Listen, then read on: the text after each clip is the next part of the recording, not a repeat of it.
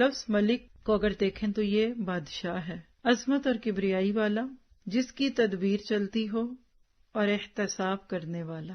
اس کے بعد اگر آپ لفظ الملک کو امام غزالی کی بتائی ہوئی تعریف کے مطابق سمجھیں تو کہتے ہیں کہ الملک وہ ہے جو اپنی ذات اور صفات میں یکتا ہے، یونیک، ہر موجود اس کا محتاج ہے، بلکہ کوئی چیز اپنی ذات میں، صفات میں، وجود میں، بقا میں، غرض کسی بات میں اس سے بے نیاز نہیں رہ سکتی، یعنی اس سے مستغنا نہیں۔ مراد کیا ہے کہ الملک وہ ہے جس کے لیے سب حاضر ہیں اور سب اس کے محتاج ہیں، اس کے بغیر کوئی چیز نہ قائم رہ سکتی، نہ وجود میں آ سکتی، کوئی اس سے بے نیاز رہ نہیں سکتا۔